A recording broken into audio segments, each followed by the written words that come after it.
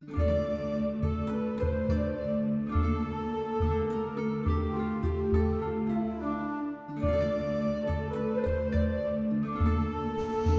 தி Lord. இன்றைய நாளுக்கான தேவ வார்த்தை சங்கீதம் 34:10. கர்த்தரை தேடுகிறவர்களுக்கோ ஒரு நன்மையும் குறைபடாது. இந்த வசனத்தின் மூலமா ஏசப்பா நம்ம கிட்ட என்ன சொல்றாருன்னு உள்ளதை நம்ம இன்னைக்கு பார்க்க போறோம். இந்த வசனம் பாருங்க, ரொம்ப ஆறுதலாகவும் நமக்கு நம்பிக்கை தருவதாகவும் இருக்கு. ஃபர்ஸ்ட் இதுல என்ன இருக்குன்னா, கர்த்தரை தேடுகிறவர்கள். கர்த்தரை தேடுவது என்றால் என்ன? பிரச்சனை வந்தால் மட்டும் ஜெபிப்பதல்ல, தேவனமும் அவர் மேல் நம்பிக்கை வைத்து அவருடைய சித்தத்திற்கு ஏற்ப நடக்க முயற்சிப்பதே கர்த்தரை தேடுதல். இரண்டாவது, ஒரு நன்மையும் குறைபடாது. இங்கே தேவன் சொல்கிற நன்மை நாம் நினைப்பது போல பணம், வசதி, அது மட்டும் இல்லை. மன நிம்மதி, சமாதானம், சரியான நேரத்தில் கிடைக்கும் உதவி, நம்மை வழிநடத்தும் ஞானம். உலகத்தில் சொல்லலாம், நமக்கு தேவன் நமக்கு தர விஷயம் ரொம்ப பெஸ்ட்டாக இருக்கும்.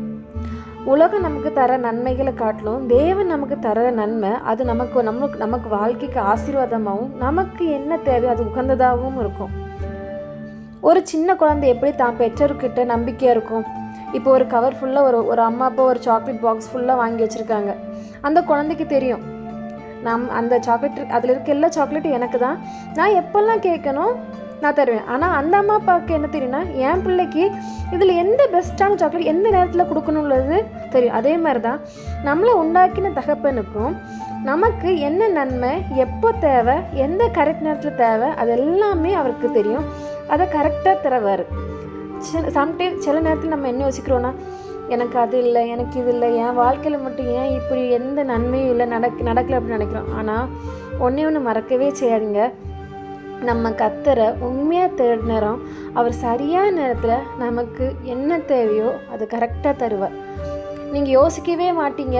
உங்களுக்கு ஒரு பெரிய ஒரு கஷ்டம் இருக்கும், அல்லது ஏதாவது ஒரு தேவை ரொம்ப அர்ஜெண்ட்டாக இருக்கும், நீங்கள் நினச்சே பார்க்க மாட்டீங்க, யாரோ ஒருத்தவங்களுக்கு மூலமாக உங்களுக்கு அந்த உதவிக்கு செய்யறதுக்கு ஏசப்பா வைப்பார்.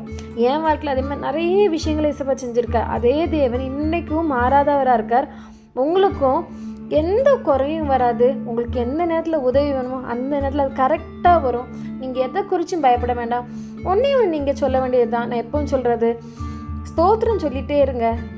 மிச்சம் எல்லாத்தையும் தேவன் பார்த்துக்குவார். நீங்கள் எப்படி தாவீது, அவர் கஷ்டம் வந்தாலும் அவர் ஸ்தோத்திரம் சொல்லுவார். அவர் நல்ல ராஜாவாக இருக்கணும்னு ஸ்தோத்திரம் சொன்னாங்க அவங்க ஏசப்பா கிட்ட. எல்லா நேரத்திலும் அவர் துதிச்சுட்டே இருந்தார். அதே போல் நம்மளும் எல்லா நேரத்திலும் துதிக்க ஆரம்பிப்போம்.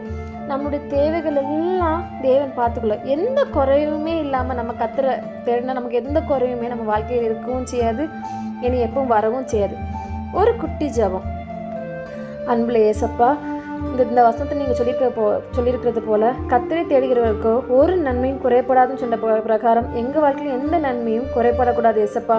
அப்பா, நாங்கள் உங்களை முழுமையாக நம்புகிறோம் ஏசப்பா. எங்கள் வாழ்க்கையில் நீங்கள் எல்லா தேவையும் சந்திங்க, எங்கள் கூடயே இருங்க, எங்களை கைவிட்டுறாதீங்க ஏசப்பா. உங்கள் நன்மைக்காக நாங்கள் காத்துக்கொண்டு இருக்கிறோம். உங்களை நாங்கள் முழு மனதோடு தேட நீங்கள் எங்களுக்கு இன்னிலேருந்து கிருபை பண்ணுங்கள். நீங்களே எங்கள் கூட இருங்க. மீட்பு மூலம் சிறு ஜெபத்தை இருக்கும் ஜீவன் நல்ல பிதாவே, ஆமேன்.